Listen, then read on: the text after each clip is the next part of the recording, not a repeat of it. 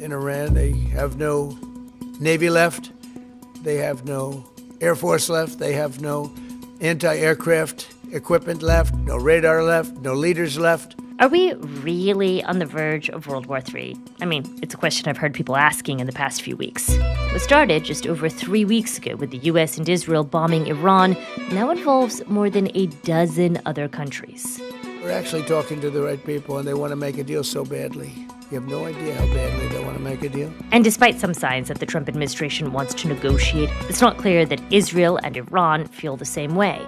And that has some people wondering if there really is an off-ramp here, or could this entire situation just continue to ratchet up and become an even bigger conflict? From the BBC, I'm Asma Khalid in Washington, D.C., and welcome to The Global Story on YouTube.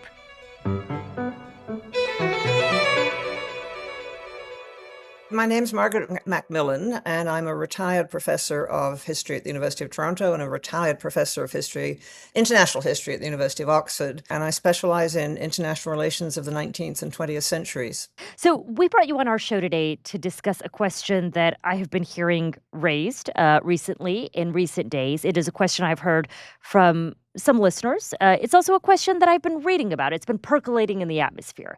And that is, are we headed to World War III? Now, Margaret, to be clear, I don't personally think we are, but it is a question people are asking. And so here at the outset, I want to hear from you. Do you think it's a relevant question in this moment? Fortunately, I do think it's a relevant question. We tend to think that wars are very carefully planned, and those who go to war know exactly what they're doing and they have very clear plans. In fact, if you look at past wars, and I'm thinking particularly of the First World War, a lot of what set it off finally was accident and people misjudging their opponents and people feeling they didn't dare back down. I mean, think of it sometime like a sort of fight in a schoolyard. You reach a point where you can't back down and you lose face. And so you decide to go ahead. And so I think we have to remember in history there's accident, there's things like pride, sense of honor, fear of the opponent. And so I think often nations, like people, get into fights that they don't really want to be in. And once in, of course, it's very difficult to get out. And so the First World War was not something, I think, that most people in Europe wanted, including those who were their leaders, but enough people were prepared to risk it that it did happen. And so we can't rule out the possibility, I think, at the present, as we're living in a rather uncertain world, as we see tension spots. I mean, we're in the middle at the moment of increasing tension and open fighting in the Middle East. And there are other spots, of course, the South China Seas, the Taiwan, the India-China border. And so it's not foolish or imagining things to be worried about conflict spreading at the moment. Margaret, we know that you're a historian, not a military analyst, but the context in which we are having this conversation today is in the context of the conflict, the war in the Middle East. And we wanted to talk to you about how this situation could possibly escalate into a broader war, and conversely, how we might avoid it escalating into such a dire world war situation. And so first, let's talk about scenario one, the path toward World War III. As we are recording with you, there have been missiles, airstrikes, drone strikes, not just in Iran, but also Israel, Lebanon, Syria, Iraq, the UAE, Saudi Arabia, Kuwait, Qatar, Bahrain, Oman, and Cyprus. And overall, if we include the United States involvement, we're talking about more than a dozen countries. It is still what many people describe as a regional war. Yep. But can you imagine a scenario where it escalates from what we're seeing now to a bigger war, possibly to a world war? I think the country that's likely to escalate it is probably Iran or allies of Iran, such as the Houthi in Yemen. And what will happen if they start attacking tankers or naval vessels belonging to global powers? And what will happen if Iran destroys, it's already attacked, I believe, one of the desalination plants in the Emirates? Which the Gulf uses, you're saying, for drinking water in many cases, correct? Because they don't have ample supplies of water of their own. And if the Straits of Hormuz begin to really choke off, for example, China's oil supplies and gas supplies. And so it has the possibility, I think, of drawing in other powers. We have to hope it won't happen. And I think the China, I think, is reluctant to get drawn into any sort of conflict in the Middle East. It has other things it's concerned about. But let's say, for example, what happens if China thinks, well, this is actually a good time to try and take Taiwan? It won't be a direct result of the conflict in the Middle East, but it will be seen possibly by Chinese thinkers, strategists, Xi Jinping himself possibly, as an opportunity, a good time for China to make a move on Taiwan if that's what it wants to do. And so there is always a possibility of conflict spreading outside a region, partly because others outside the region will see opportunities in the conflict because it's engaging people who might stop them from doing what they want. So you've studied wars in the past, and so I want to understand from you if there are common ingredients that you have seen in previous wars that you are seeing now that give you concern that this could potentially become a larger conflict. Well, I think the whole thing about how it's easier to start a war than it is to end it. And I think, the French Prime Minister, Clemenceau, in the First World War said making peace is harder than making war. And I think he was right, that once you start a war, once you get the losses, I think people become engaged. And there is often an argument that for the sacrifice that these people that we've already made, we must continue to win the war. And I think that can be a factor. I mean, I think we have to look at the role of emotions and things like pride. You get leaders who don't want to be seen as backing down. Putin, I think, is very much an example of this. I mean, he's clearly made a real mistake in trying to invade Ukraine, but he will not admit it, and he keeps on claiming victory, even though the losses keep mounting. And so I think we have to look at the individual leaders. And we had, at the end of the Second World War, we had Hitler sitting in his bunker. In the final hours of the European war, Hitler prolonged the war to live as long as he could and consigned his country to destruction. Prepared to sacrifice every German. And when someone said, they don't deserve it, he said, they failed me. The Nazi monster died hard and had to be smashed into submission.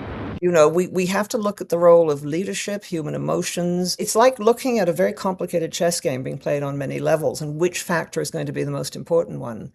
But I think in all wars you see pretty much a sense that we didn't think it would turn out quite this way. Can you spell out an example or two from history in which that has happened, even if not into a world war, into a much larger war?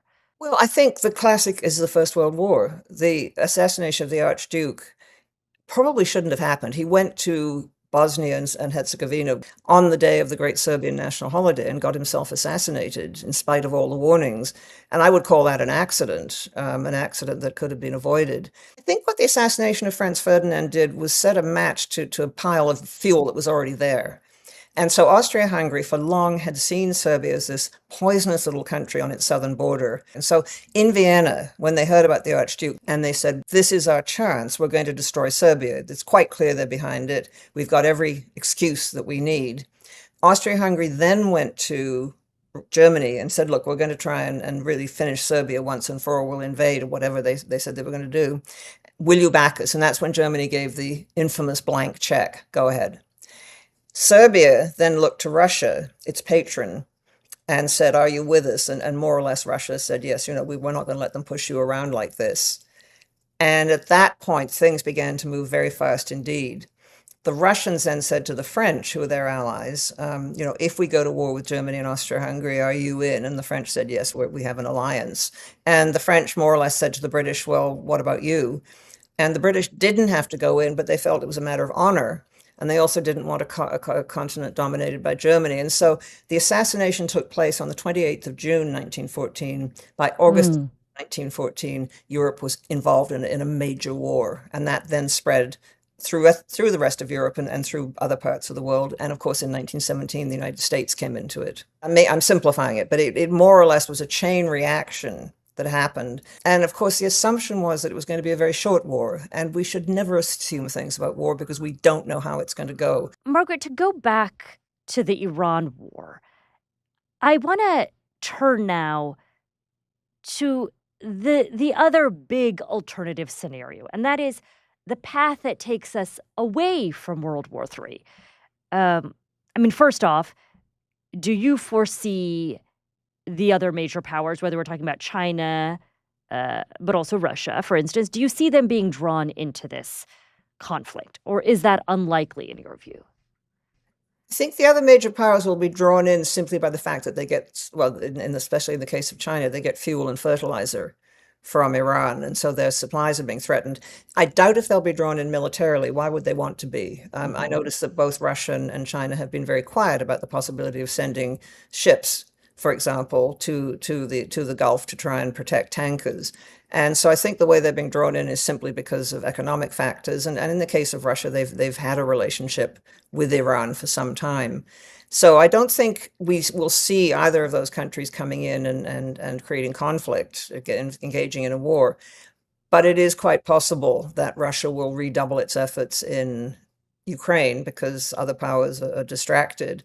And it's quite possible that China may decide to make a move against Taiwan because, again, other powers are distracted. So, given where we are in this war at the moment in the Middle East, and given what you know about the history of war, what are some of the ways you could envision this conflict de-escalating? I mean, is the economy not a way in which this could all entirely de-escalate? I mean, I covered the White House for several years here. I sit here in Washington, D.C., and I know that President Trump, for example, does get skittish about the health of the markets, the stock markets, the economy. And I think it is possible that on both sides, I mean, let's take the two main protagonists, the United States and Iran, but also in Israel and in a number of the other Middle Eastern countries, there are those who say this has gone far enough.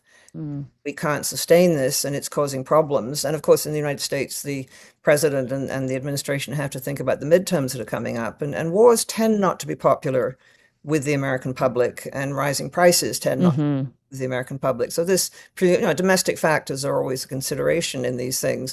I mean, what we have to hope is that a number of the parties will get together. I mean, key would be the United States and whoever is speaking for Iran speaking to each other. But I think Israel has to be, in some ways, part of this because Israel has played such a part in the war. And I think a number of the Middle Eastern countries, the Emirates, Saudi Arabia, would like some sort of participation. But it may also be that, much as it's been reviled and disregarded, the UN can play a role in actually coming in. Really? You think so? Well, that's certainly not the perspective I hear from the Trump administration, who seems to think that the UN is an outdated organization in many ways. What the United Nations, and we all know its weaknesses, what the United Nations has done and can still do is provide a forum for discussions. And it has previously come in and monitored ceasefires, and it has previously, in previous conflicts, helped with reconstruction in post-conflict situations. And so I wouldn't write the UN off. But we badly need at the moment is some sort of discussions which will be backed enough by outside other interested parties who want to make this work. If you see the economy or domestic politics, the upcoming midterm elections, as possible motivations for de-escalation. I mean, I understand why President Trump might want to de-escalate. I don't have a clear sense of what are the paths for de-escalating from the perspective of the Iranians or from the perspective of the Israelis. Well, I think with the Israelis, I mean, again, so much depends on Netanyahu, who seems to be really making the running here. And he seems to have as his war aim, which I don't think is any longer an American war aim, toppling the regime in Iran. And I think the United States will have to make it clear to him that they're not going to support that if they want to get some sort of peace. As long as Israel is prepared to keep on bombing Iranian infrastructure and causing damage to that infrastructure, then I don't think there's going to be much hope of peace. But the United States has a lot of leverage that it can exert over Israel. And there are those in Israel, I mean, we've seen it in some of the Israeli press, who simply don't support what is going on, who think it's very, very risky indeed. In Iran, I mean, I think we were told that there were those who were ready to possibly hand over the enriched uranium, were prepared to hand it over to a third party, possibly Russia. Now, whether they're still prepared to do that is another matter. But something clearly is not, I mean, there's not going to be any sort of settlement, I think, unless there's some sort of agreement on Iran's capacity to make nuclear weapons.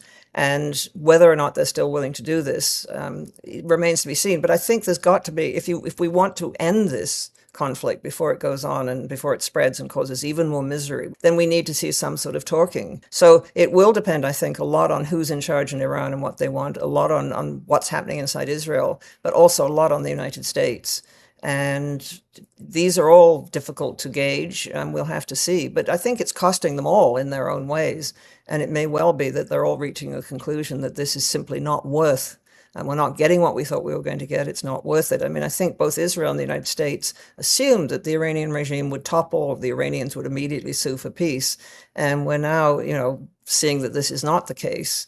And so it may well be that people on all sides are beginning to think, how do we stop this? Margaret, are there some examples from history of regional conflicts that involved major powers that could have exploded into a larger war, into a potential world war, but instead were averted?